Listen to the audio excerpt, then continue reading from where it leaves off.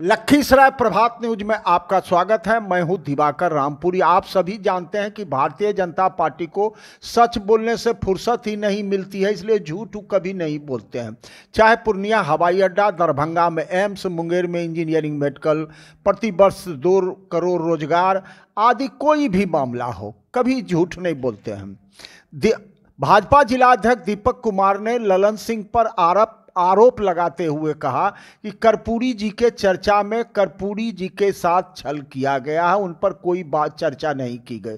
तो पहले आप जदयू राष्ट्रीय अध्यक्ष राजीव रंजन सिंह ललन का, अब फिर भाजपा जिलाध्यक्ष दीपक कुमार द्वारा 5 नवंबर 23 रविवार को भाजपा प्रधान कार्यालय में आयोजित प्रेस कॉन्फ्रेंस में क्या कहा, कौन सी नई बात कही, इनको सुनिए।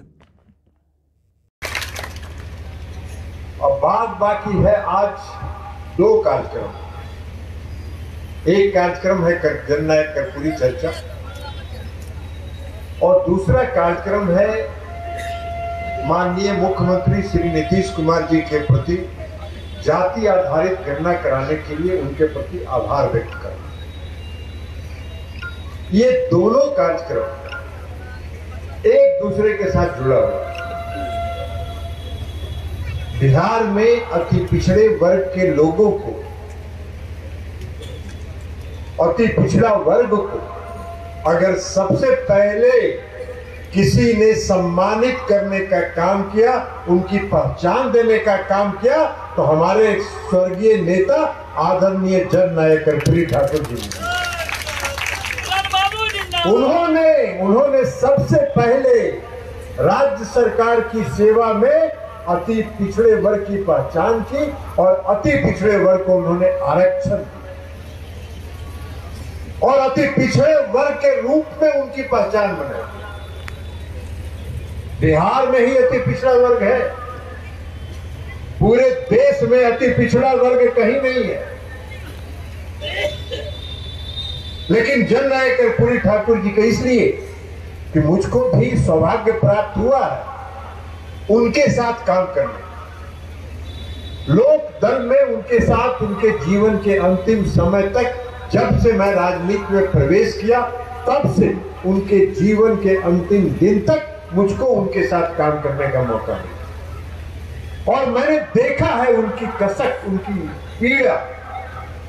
जो समाज में सबसे निचले पैदान पर जो लोग खड़े हैं, अति पिछड़े वर्ग के लोग, उनको कैसे सशक्त किया जाए, उनको कैसे आत्मनिर्भर बनाया जाए, उनको कैसे अवसर देके समाज के मुख्य धारा में लाया जाए, यह उनकी पीड़ा थी और अंतिम जीवन के अंतिम दिन तक उन्होंने इस पीड़ा का निराकरण करने का भरसक प्रयास किया। तो इसलिए जननायक कर्पूरी ठाकुर विचार का एक विचार और उसके बाद हमारे नेता आदरणीय नीतीश कुमार जी बिहार के मुख्यमंत्री बने और बिहार के जब मुख्यमंत्री नीतीश कुमार जी ने जब बने तो उन्होंने एक ही नारा दिया, एक नारा दिया और उन्होंने ये कहा कि हम बिहार में न्याय के साथ विकास करें। न्याय के साथ विकास का मतलब ये था कि समाज के हर तबके के साथ न्याय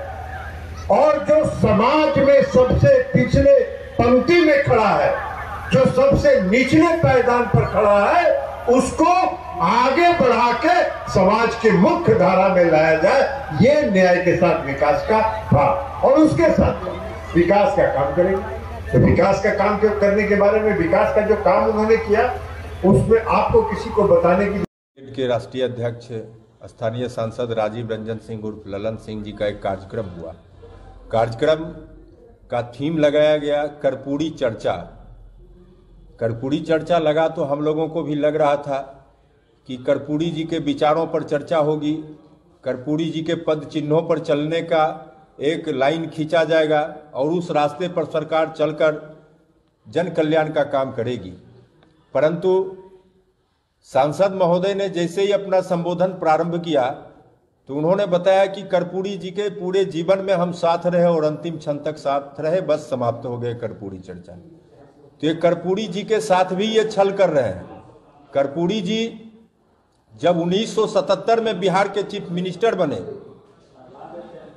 बिहार के चीफ मिनिस्टर बनते ही उन्होंने पिछड़े वर्ग को 27% आरक्षण देने का काम किया। केंद्र में मोरारजी देसाई की सरकार थी, बिहार में जनता पार्टी की सरकार बनी थी, गैर कांग्रेसी चेहरा बनकर उभरे थे और वो असली लोहिया के शिष्य थे जो उनके आदर्श को स्थापित कर रहे थे।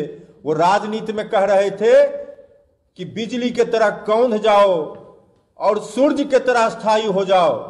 उन्होंने सत्ता में आते ही पिछड़े वर्गों को आरक्षण दिया, उसके कल्याण का काम प्रारंभ कर दिया और सूर्य के तरह स्थायी होने का काम राजनीति में किया। एक वैचारिक जो है उनका आधार था राजनीति में। ये जो कल संबोधित कर रहे थे, ये किस विचार के आधार पर चल रहे हैं? क्यों कर्पूरी जी को ठग रहे हैं? उनके नाम को लेकर उनके साथ